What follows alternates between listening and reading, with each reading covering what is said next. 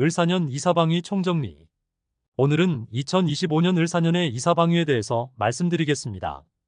이사방위에는 길방위와 흉방위가 있지만 길방위 같은 경우는 정성을 들이거나 공을 들여야 할 때 주로 활용을 하는 편이며, 또한 피해가 발생된다거나 하지 않으면 안 되는 필수적인 사항은 아니므로 일상생활에서의 이사 또는 이전 등에 있어서는 필수적으로 흉방위에 대한 비중이 더욱 중요하기 때문에 길방위에 대한 설명은 생략하고 흉방위에 대한 설명을 드리도록 하겠습니다.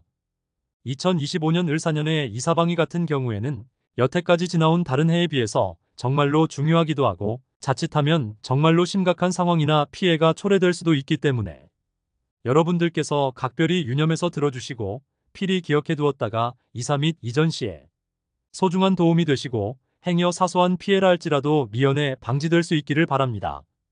2025년 을사년에는 여러 가지의 흉살들이 한 방위에 집중되어 있으며, 또한 그 중에서도 더더욱 심각하게 피해가 가중될 수 있는 사람들이 있습니다. 그렇기 때문에 이런 분들에 대한 나이와 띠에 대해서도 조금 후에 일일이 알려드리도록 하겠습니다.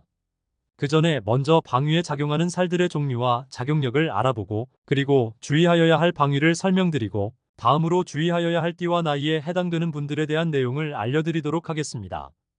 이사방위에는 가장 우선적으로 고려해야 할 방위가 삼살방위와 대장군 방위가 있는데, 삼살방과 대장군 방위는 모두 이사하는 해를 기준으로 기륭의 결정을 고려하는 방법입니다.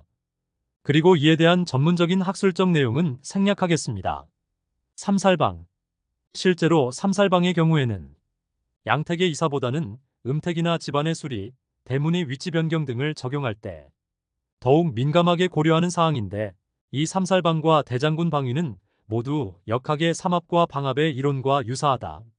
삼합의 경우 해묘미년에는 서쪽 방향이, 사유축년에는 동쪽 방향이, 인호술년에는 북쪽 방향이, 신자진년에는 남쪽 방향이 삼살방에 해당하므로 길하지 않고 막혔다는 표현으로 정해져 있다.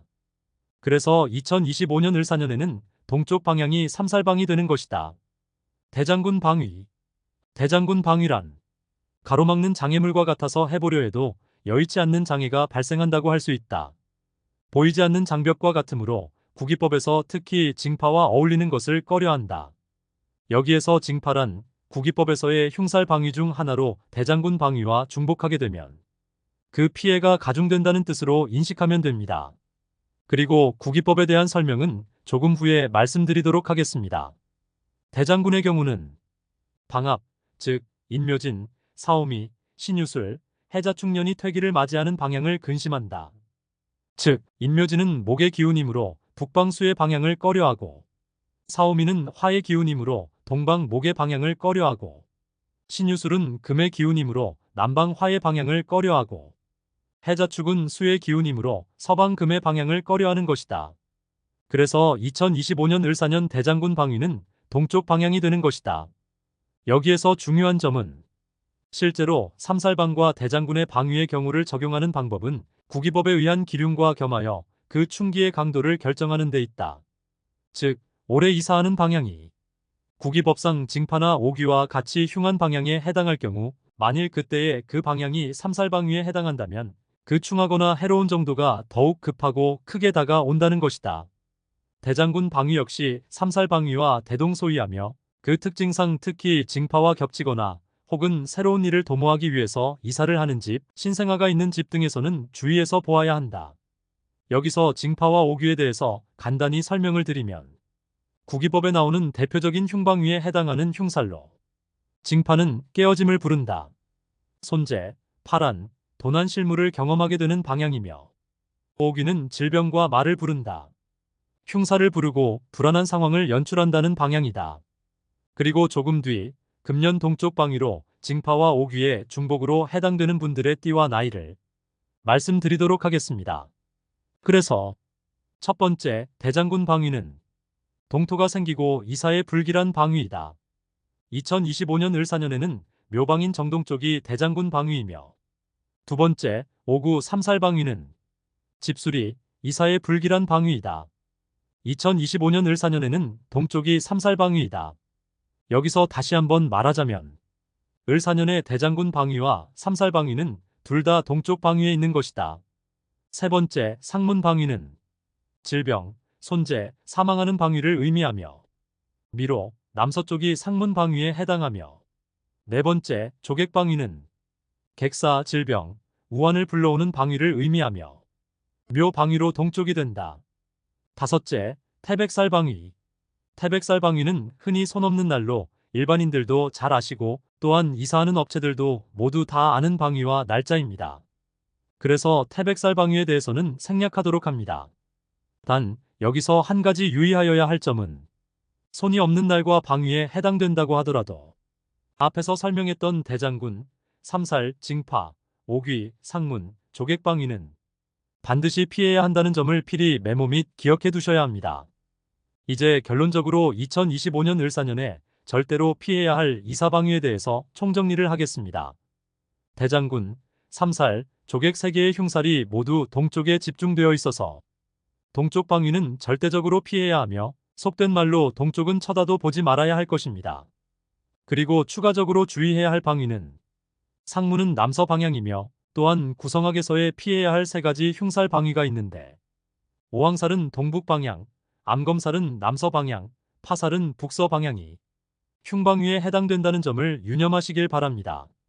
여기서 구성학의 3가지 흉살의 작용력에 대해서 간략히 말씀드리면 오왕살은 여러 가지 사고를 낸 후에 처벌받는 살로서 자신의 실수나 잘못으로 질병, 죽음, 화재, 사고를 당한다는 살이며 암검살은 타인으로 인해 각종 사고, 재난, 화재, 암진단, 병난, 도난, 수술, 이혼, 파혼, 가출 등 화를 당하는 무서운 살이다.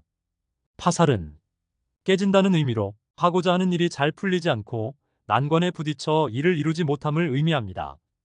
다음은 동쪽 방위로부터 추가적으로 흉살의 작용을 받게 되는 정말로 심각하게 주의하고 피해야 할 태어난 생년과 해당되는 띠 그리고 동쪽 방위로부터 작용을 받게 되는 구기법의 흉살에 대해서 말씀드리겠습니다.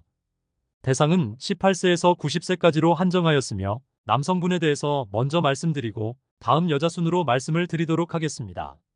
먼저 남자는 2004년생 원숭이띠 징파, 2003년생 양띠 오귀, 1995년생 돼지띠 징파, 1994년생 개띠 오귀, 1986년생 범띠 징파, 1985년생 소띠 오귀, 1977년생 뱀띠 징파, 1976년생 용띠 오귀, 1968년생 원숭이띠 징파, 1967년생 양띠 오귀, 1959년생 돼지띠 징파, 1958년생 개띠 오귀, 1950년생 범띠 징파, 1949년생 소띠 오귀, 1941년생 뱀띠 징파, 1940년생 용띠 오귀.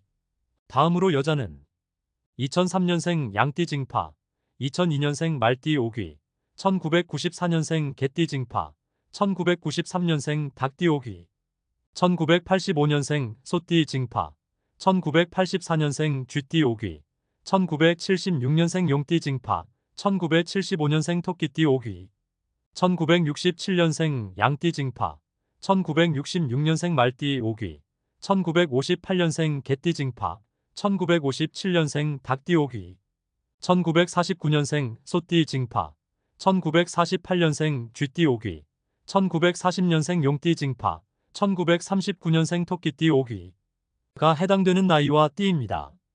그리고 여기에 해당되시는 분들은 흉살의 작용이 따따블로 피해가 우려되기 때문에 이 중에서도 특히나 2025년 을사년부터 삼재에 들어가는 돼지띠, 토끼띠, 양띠분들께서는 정말로 동쪽 방위는 없다는 생각을 해야 할 정도로 각별한 주의와 예방이 필요하다는 것을 다시 한번 말씀드립니다.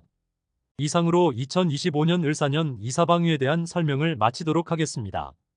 시청해주셔서 감사합니다. 구독, 좋아요 부탁드립니다.